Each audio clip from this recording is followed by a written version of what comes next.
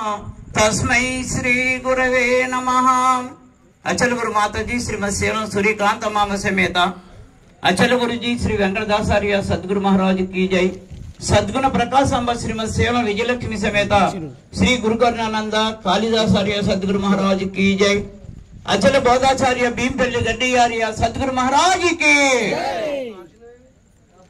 एरुक भ्रम कलिगिन शिष्युनि परितापमु मान्पुनट्टि सद्गुरुवुलेवरो वारे गुरुవులు గాని పొట్టకూటికై గురువులమని గొనిగేవారంతా గురువుల కందార్థాలని పూర్తిగా చెప్పను. అయితే ఇక్కడ శిష్యుని పరితాపము ఎరుక భ్రమ కలిగిన శిష్యుని పరితాపం ఎలా మారవాలి? కందార్థాలన్నీ చెప్పైతే మాంతదా? దీక్షని చెప్పైతే మాంతదా?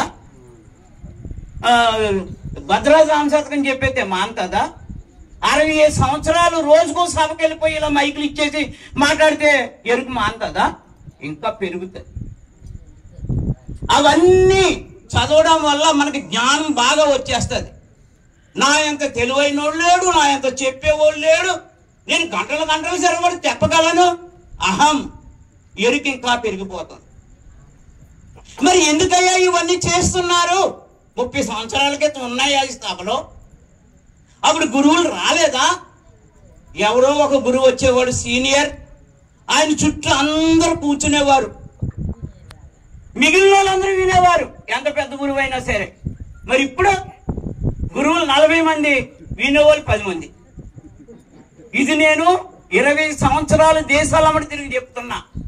చెప్పండి ఎవరికైనా నాతో సహా ఎరుకుని వదిలిపెట్టానా? నేను నాకు జన్మరహితం వస్తుందని నాకు ఏమన్నా నిక్కచ్చిగా చెప్పగలనా? ఎందుకు వస్తుంది జన్మరహితం? ఎవరిని అడిగినా ఏమని చెప్తారు? నువ్వెందుకయ్యా ఈ గురువు దగ్గరకు వచ్చావు అని అంటే, మీ దాంట్లో జన్మరహితం ఉందంట కదా, మళ్ళీ పుట్టమంట కదా, అందుకని వచ్చాం అంటే ఇందులోకి వచ్చేసి గురువుకి పూజ చేసేసి పాదాలకి ముక్కెత్తే జన్మరహితం అయిపోతుందా? ఆలోచించండి. మనం ఎన్నో సంవత్సరాల నుంచి సభలకు తిరుగుతున్నాం, కనీసం కుదురుగా కూర్చోవడం కూడా మనకు రావడం లేదు. ఇప్పుడు కొంతమంది ఇక్కడ చదువు రాని వాళ్ళు ఉన్నారు, ఇక్కడ సంస్కృతంలో చెప్పేసి ఏవేవో చెప్పేస్తుంటే వాళ్ళకి అసలు అర్థమే అవడం లేదు.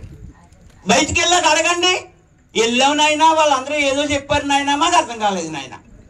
ఏంటండి ఇది? ఇది కాదు పద్ధతి. మనం ఏమన్నారు? జన్మరహితానికి బోధ అన్నారు మీరు అందరూ, కానీ కాదు, జనన మరణ భ్రాంతి రహిత బోధం అనేది. నేను పుట్టాను, నేను చచ్చాను అనే భ్రాంతి ఒకటి మనకు కలిగింది కాబట్టి ఈ భ్రాంతిని తొలగించుకోవడానికి మనకి గురువు కావాల్సి వచ్చాడు. ఈ భ్రాంతిని తొలగించేవాడు గురువు. ఏం చేస్తున్నారు? ఉపదేశాలు ఇచ్చి కందార్థాలన్నీ పట్టండి, ఆ పద్యాలు నేర్చుకోండి, ఈ పద్యాలు నేర్చుకోండి. నువ్వు ఎంత బాగా ఉపన్యాసాలు గంటల తరబడి అంత నువ్వు పెద్ద గురువువి, అప్పుడు నీకు దీక్షానాన్ని ఇచ్చేస్తా. అలాగే 25 సంవత్సరాలు శాస్త్రజ్ఞుల దగ్గరికి నేను వెళ్ళి నీకు జన్మరహితం తెలుసా? తెలియదు. మరి కనీసం నీవెవరో నీకు తెలుసా? తెలియదు. ఎన్నలైందిరా గురువుని పట్టుకుని 20 సంవత్సరాలు. మరి నీవెవరో నీకు తెలియకపోతే ఏం చేస్తున్నావు? ఎన్నాళ్ళు ఆ సభలకు తిరుగుతున్నానండి. ఇదా తనుమన ధనములు గురువుకు నువ్వు ఇచ్చినప్పుడే నువ్వు లేవు కదయ్యా. నువ్వెవరివి? లేని ఎరుకవు, లేదా ఆత్మవి, లేదా నువ్వు గుర్తెరిగే శరీరానివి, లేదా జ్ఞానానివి, తెలివి. ఏదైతే ఈ గుర్తెరిగే శరీరం ఉన్నదో దానికి మూలం లేదని కదా చెప్పాడు శివరామ దీక్షితుల వారు.